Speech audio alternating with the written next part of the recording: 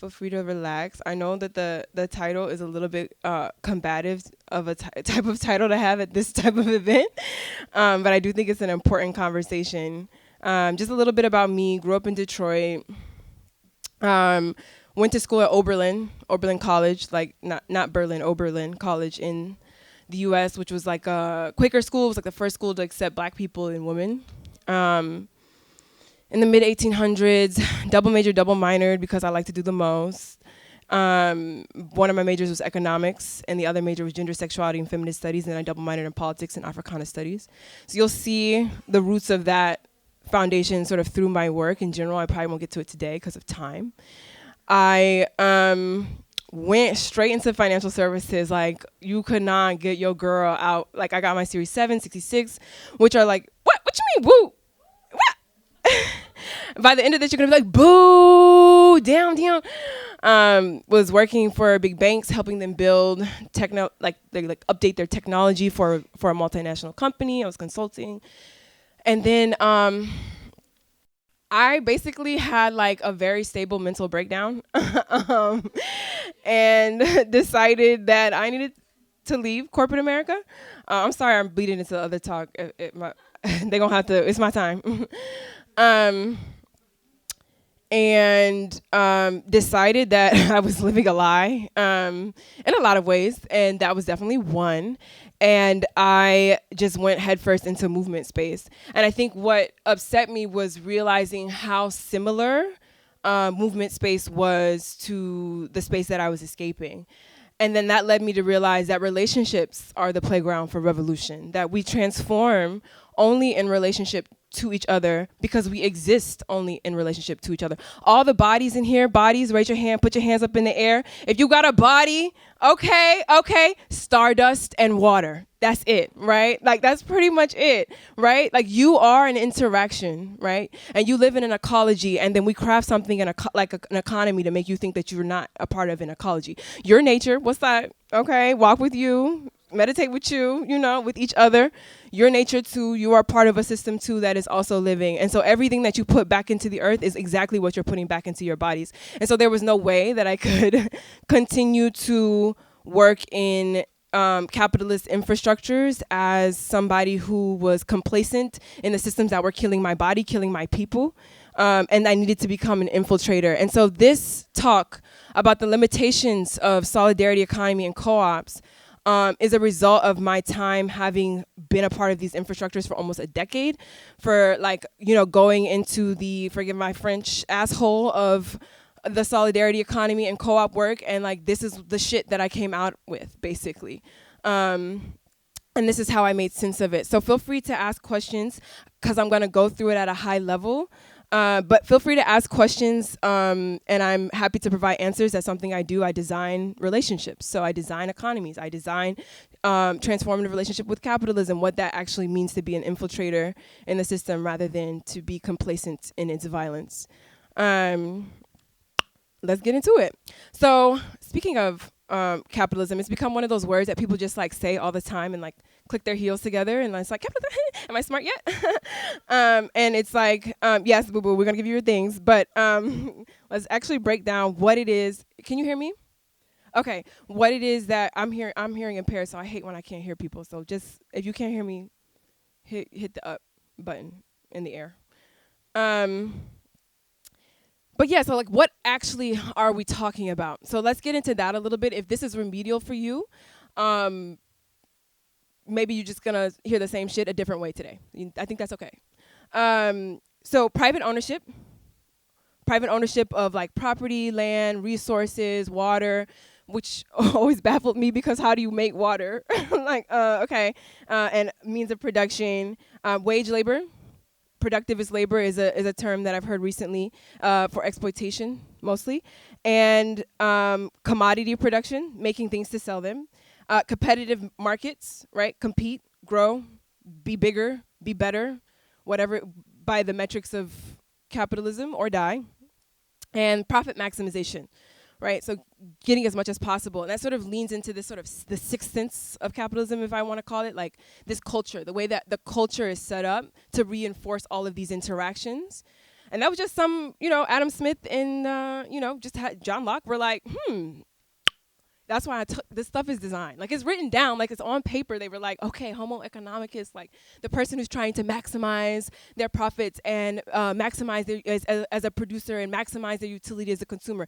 That's logic, right? And that sort of sets the foundation for the first age of capitalism, or what I'm calling the first age of capitalism, which is sort of like a deviation from Sylvia Federici, but still shout out to her, Caliban in the Witch. I would read it if you want to be down. Classical economics, which is based on this idea that there's this rational man, and the way that you're rational is just trying to get as much as possible. So anybody who's not doing that is just irrational. That's not how people think. Oh, people call you, you're such a dreamer. Oh my God, you're so mature. Like, everyone's gonna try to get over you. I'm Nigerian. That's not how my cousins are. In fact, they give too much. I'd be like, oh, I do not have enough naira to make this level of generosity make sense to me, right? So I know that that's not true. I come from cultures that's not true. And I'm not talking about like, oh my God, 50 years ago when my grandmother was just, 30-year-old woman in a new age Nigeria. No, I'm talking about like last year, right? So this is a thing that is happening. This is a thing that exists and can be expanded. So back to classical economics. But the market should be free, laissez-faire, y'all are familiar, yada, yada, yada. And that the state, the government, this is also the father of jurisprudence and was highly influential in American policing structures. So protecting property, protecting those tenets of capitalism, protecting your reputation, protecting the production of relationships for the purpose of capitalism. The state should do that. No wonder you sign a marriage certificate with the government once, if me and you were to decide, like, let's go, we would have to sign a certificate with the government. And then neoclassical economics comes along, and one of the key assumptions is that utility is the most important thing that we can use to price things. So that's kind of the same idea that still exists today, that as much as you'll pay for it, I'm going to charge you, right? Like as important as this thing is to you and as valuable as this thing is to you, I'll charge you for it. And then you have the emergence of math to sort of explain human behavior. And this is also in resistance to the rise of communism in the United States. Now, I realize I'm in Europe, and that word may carry a different connotation than it does in the United States. But the United States, since 1776, when the United States was founded, has never actually had a successful revolution. So communism has a different connotation in the United States than it does, say, in one country away from Poland. Okay, so it's a different thing. We can go into that another time. Am I too loud? Okay, cool. And so they're trying to say, like, huh? Oh, okay. Oh, I could do that. I did musical theater as a kid. I got that. She meant figurative. Oh. Right. Thank you.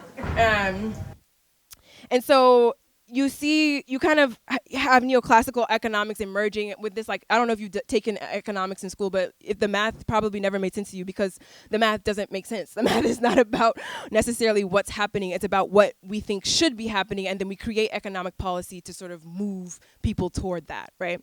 That's sort of modern economics. And so that kind of started with neoclassical economics, and then we get into like everybody's favorite Keynesian economics, where you have the emergence of the safety net, and that the government should aid people to drive consumption. So the more money we give you, the more money you spend, because now we've like had our whole sorry, my French, it just slips right out through the English.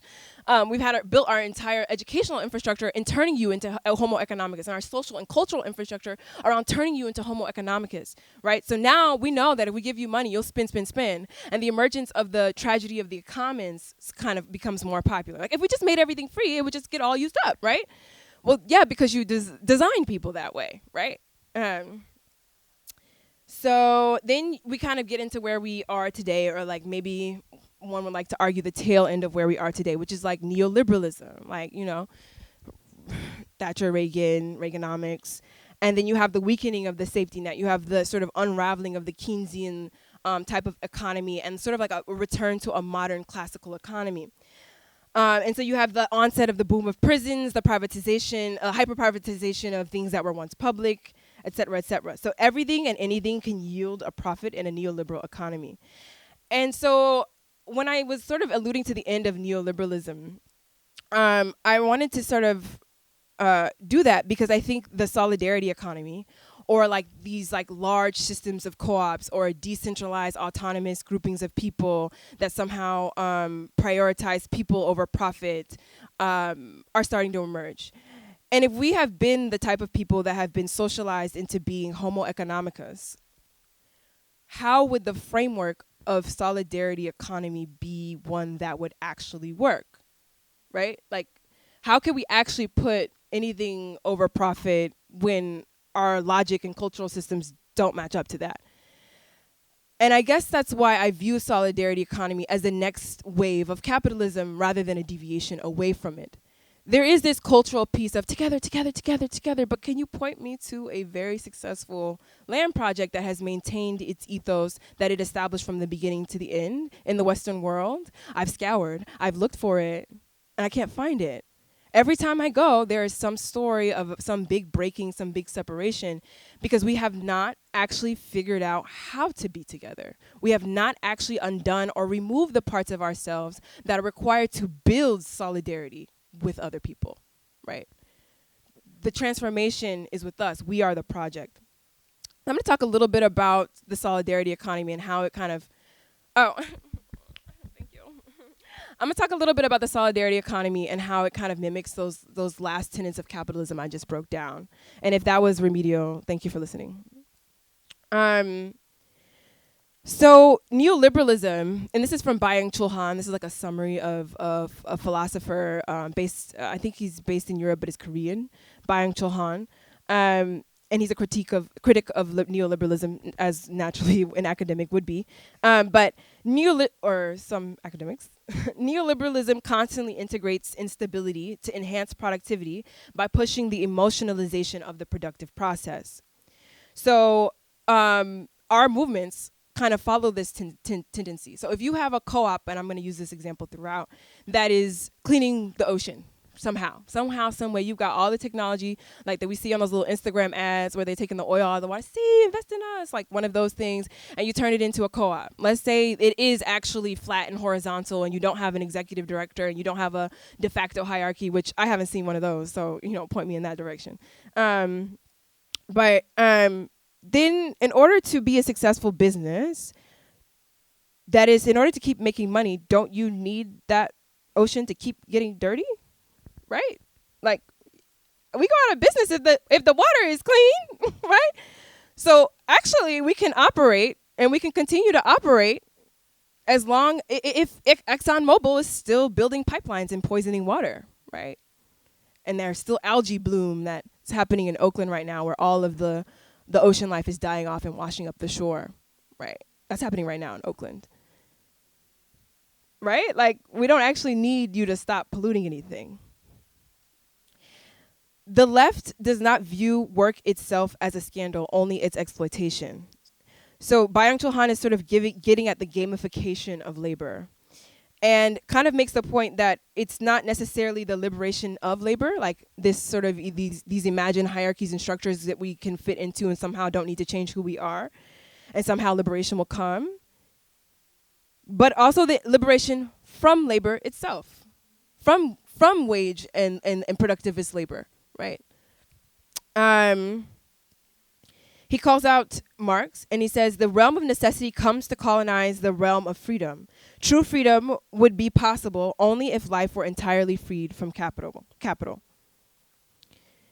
Contrary to Marx's assumptions, the dialectic between the forces of production and relationships of production is not leading to freedom. More than anything else, it is entangling us in exploitation along newer lines. What we need is an other of work, a queering of work, a wholly other force that no longer serves production or admits transformation into any kind of workforce at all. So freedom would only come as a way of living, not necessarily as a way of working, right? That sort of I think destabilizes a core revolutionary tenet of cooperatives. I think I wanna tell a story. Can I just tell a story? Yeah, I'm gonna rush through and I'm gonna get your question. Write down your question, hold it, because I definitely want to answer it, okay? I definitely want to answer, I promise, okay? If it's revolutionary, if you're doing something revolutionary, they will come for you. And it doesn't even necessarily need to be anti-capitalist, right? Look at the cryptocurrency space, for example. I want to tell a story. It's going to be a little bit of a dark story. There's death involved. Is anybody opposed to this story? Okay, it's gruesome. Just want to give like a content warning, trigger warning, to like, because this is kind of a serious thing. So we're talking 1970s Philadelphia, U.S. The Black Panthers was just really hot. There's been a lot of factions that broken off. Assata Shakur is from Philly, so on and so forth. Maroon Schultz is from Philly. R.I.P. Rest over the ruins of the regime. There's a lesser known group that y'all might know about called the Moos organization, which was a very, very peaceful, very, very anti-violence driven organization based in Philadelphia. They like did natural births and like only ate like food that they could grow in season. Like really were based on love. They all changed their last name to Africa. I'm sure there was some like kinky dinky, activity going on between folks, and people were having, all kinds of situations. But they were like this big love and peace organization, believed in Black liberation in the middle of Philadelphia. Not only when they were first attacked by the U.S. government did they kill a baby by stomping out the baby's brain onto the concrete. The second time that they were attacked by the U.S. government dropped a bomb on their home and lit an entire block of Philadelphia on fire, and it burned to the ground. The entire block, rendering thousands of people homeless. When the work that we do is revolutionary, which means that it fundamentally challenges the tenets of the nation state and its markets, we will know, right? And I think what we can learn from the 60s and 70s is to have a defense apparatus as part of our work. To understand that the work that we're engaged in, if it is to be revolutionary, will be quite literally a threat. And we will need to feel like we're risking our own lives, even if we don't really know that we are, right? They were like, we just want to eat vegetables and have babies and like not sign marriage documents and birth certificates. And the government was like, oh, no, we can't have this, because that'll grow, that'll spread, right? Revolutions are risky, so no one is throwing money at them. And if you're attracting large amounts of money and support from the state and its markets, I think that's something to think about and to consider. And so then you're like, okay, Miliaku, like, so what? What do we do? I have a lot of thoughts. These are on my website. Why you look at me? He was like, what? I'm getting to it. So what? Like, we need answers. And I want to caution us against asking for the what. Like, what's the new system? Like, I don't want a new system that's going to replace globalized capitalism. We don't need global systems. And we don't need to all organize ourselves in little tiny autonomous groups that feed into a centralized force that doesn't necessarily need to be the case either. That's literally the infrastructure of the United States government. I don't know if y'all heard about state rights and how thirsty people are for those in the States, but sorry, you are giving me live. Okay, thank you. Keep responding. I think it's ridiculous too. Oh, okay. Oh, okay, got it. Democracy is not a new idea. Even when it was a new idea, it wasn't a new idea. Like, my people, I'm Igbo, anciently had a lot of these ideas as checks and balances. Like, we had the Council of the Elders, which also had Umuna, and you had the men's group, so on and so forth. It's not a new idea. It wasn't like communism is not a new idea or ideal, right? These aren't new things. And I think we keep going back to the forefathers who the architects of our modern world, and I really think that we can find answers elsewhere or direction elsewhere. For example, when I say abolition, people are like, oh my God, we need prisons. Oh my God, how are we gonna? And I always say something from Ruth Wilson Gilmore. It's not this world without prisons, but a world where prisons need not exist. Well, that doesn't exist, but it does, right? And it does today. My grandmother grew up in a context without prisons, right? Like, that's within her lifetime. Within my dad's lifetime, there were no police in Nigeria. That was not a concept, But there was a culture in place that did not necessitate these structures. There are still nomadic people who live in societies with architecture that don't have prisons and don't have markets, don't have nation states, don't adhere to them. In fact, nation states hate nomads. That's probably why they keep moving. It's possible. People are doing it. And I think maybe not looking at these things and like, okay, we need to live just like the Tuareg people in northern Nigeria. That's not necessarily what I'm pointing to. But understanding that there's a how we do things, right? Your means are your ends. What you do is how you do it. So how do we actually build these infrastructures? How do we actually reappropriate our profits? Towards what? Yes, that's important. But with the how, a revolutionary how will beget a revolutionary what. If we have more questions about what's, I will get to that. But I want to emphasize that we are the thing that needs to transform. We are the thing that needs to change. And there's a ton of ways that can look, and there's a ton of ways that has always looked. Shout out to David Graeber and David Wengrow for writing the book that showed it to you, The Dawn of Everything. And so understanding that we can't plug into anti-capitalist structures with capitalist lives. It's not just, okay, we're going to do like anti-capitalist. How are you going to restructure your life, right? Because if you have the same demands of a capitalist life, you're going to have the same demands. Those same demands are going to need you to act with capitalist thinking, right? And I think this is like kind of taunting for people that like we are the thing in our own way. Like we are the thing that is sort of bringing about our own demise, and that we are the thing that needs to change, because it's so easy to be like the corporation. Well, who's making the decisions of the corporation? Your cousin.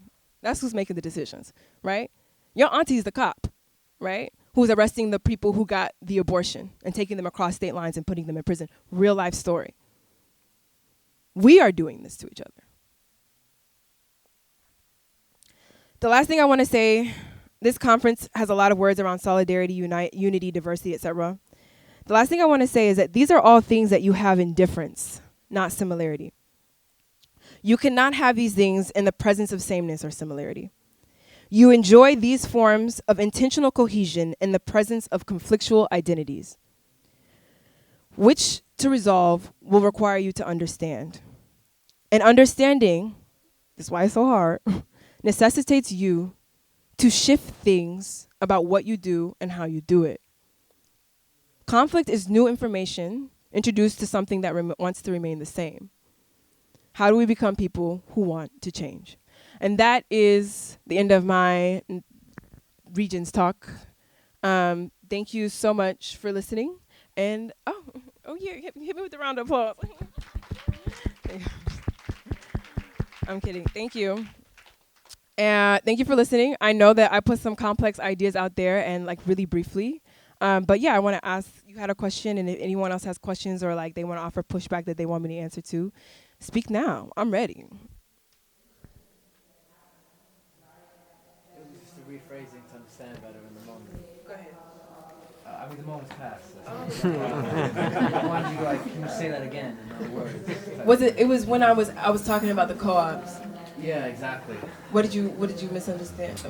Well, I just wasn't sure I understood well when you were talking about the idea of freedom that you were that was derived. Freedom from labor. Well, you were talking about a concept of freedom that was being achieved through a basis that is still rooted in a capitalist mindset, and I just wanted to understand it better. I think my point there was that we cannot accomplish, like we give voice to a lot of different kinds of visions. I don't necessarily need to go run through those visions right now, but we can't sort of have, a lot of them are anti-capitalist or non-capitalist. And I think I was making the point that you cannot achieve non-capitalist or anti-capitalist ends while using capitalist means. And that I think often we don't realize we're doing, because we're like, oh my God, I use NFTs, I'm so anti-capitalist. And it's like, a lot to say there, but I think one of the 5, like I gave you the TLDR at the beginning, the 5 major points.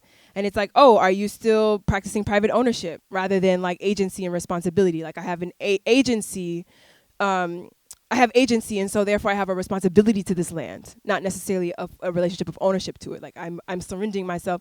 I don't know if y'all are into submissive type of dynamics, sub dom. Are you familiar? Like I have a sub relationship to this land, right? Like, right, I can succumb and surrender myself and like dance to the land and pray to the land as well as eat off of it, right?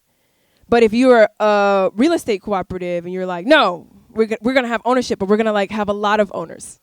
Right? Sort of spreading this idea of ownership rather than sort of doing away with it. And then we're thinking that we're going to have anti-capitalist ends. We're not. And we haven't. There's been no evidence that I haven't seen it. Show me the project. Only thing that I've seen move any needle, transform anything personally has been direct action, right? We're going to stop you from polluting the water, actually. We're going to prevent you from doing that, right? I'm all for funding. Throw your money at that. Make it, you know? Anything short of that is, I'd say at best reform.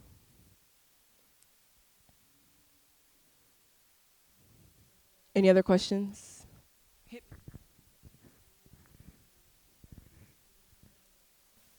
Thank you very much. Thank you. Hello, hello. Can you hear me? No? Yes? Yes? Can you? Okay, sorry, I can't hear myself. I don't know what to do now. Here, like, yeah, okay. Like, hello. You made quite a lot of emphasis on the we. So we are not prepared to take action. We are not prepared to fight. We are not prepared to change things on a daily basis. I agree with you. What are your ideas to make that, provoke that global mindset change that we need? Because this is about education from a very early age. It's changing structures. So it's not an easy thing to do, right? It's not easy. What do we start? So if we want to take action, all the people in this room, I'm guessing we want, otherwise we wouldn't be here. What sort of things we can do? I mean, you have some ideas and other people have some ideas. That would be great to hear. Thank you very much. Yeah, I can also speak from my own struggles with these things, like realizing that I wanted a lot about the world to change, and the hardest thing was realizing how I first needed to transform. One of the things, and it's like really simple. I always say the revolutionary will not be televised. Shout out to Gil Scott, because it's going to be mundane. It's going to be real boring, right? So this is about to be real boring and real simple. First things first. I need to learn how to be wrong. Like I had to literally, like I would be like, okay, I'm actually incorrect. I used to be like a really high performing asshole student, like, you know what I'm talking about, high school, like, debate team, you know, that type of thing. So I had to learn how to like really hear and take in new information that was different than what I thought I knew because I read whatever book or I got what A in whatever class. Like that's something personally in my journey that I had to see was a obstacle for me, like in my process of revolution. Another thing is like I had to learn how to do things that didn't feel natural to me.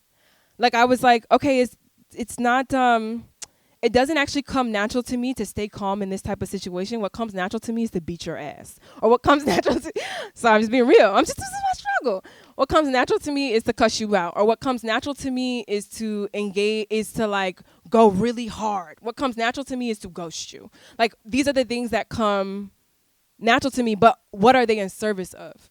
And so I'd have to sit down and actually take stock of my behavior, take stock of the things that people have critiqued about me, look at myself, see the ugly shit I don't like about myself, which, you know, you're going to cry, you're going to be really defensive, and process that shit with other people, with your therapist, whatever it is, process it, see it, and then build in tools where it's like, okay, these are the situations. I literally have a worksheet that I've developed for myself. When I hear critique I don't necessarily know is true or whatever, I want to process it.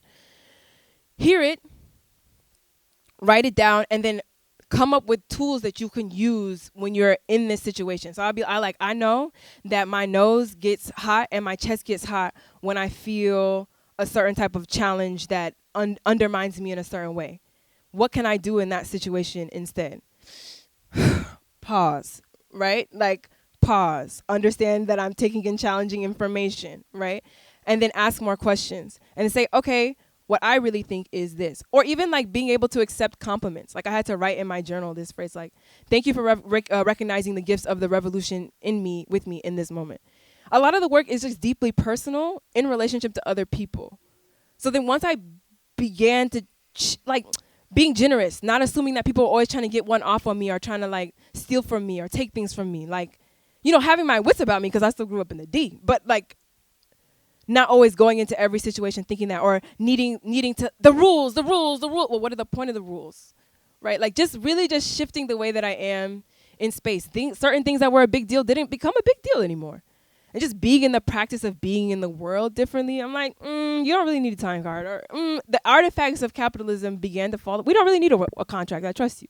We have a relationship, right? Just kind of began to fall to the wayside. And so as the artifacts of capitalism began to leave my relationships, so did the dynamics of capitalism and the logic of capitalism, right? Like, dang, my friend just gave me $300. This real story last week gave me $300. I have extra money over. I know that my friend in Oakland needs a little money for housing. I'm going to shoot her 100 because that's my car note is 200. So if I shoot her 100, then she has 100. You know, just the way that I even think about money is different. It's not even like something that I need to accumulate so bad. You understand what I'm saying? So it's just really just like personal, individual shifts, but as a collective, if that makes, in relationship to other people, if that makes sense. Does that answer your question? No, but it's okay. No, it's fine because I think there are different viewpoints on this. I mean, personal change is great, and some of us get to it at a very early stage, you know, when we are much younger, and some of us reach that point in our 50s, you know. And how do we get to that point? You just decide to. You decide to. Just a decision. I mean, we are not, you know, we don't live in isolation. So why some of us hit it at a very early age, and why when we are much older? Because we don't live in isolation. A lot of this was inspired by my friends, by my I just started to be around people who thought this way, and then the culture that I was in necessitated that I also think this way. Right? So like it's a personal decision that you make, true, but it's still in relationship to the people that you're around.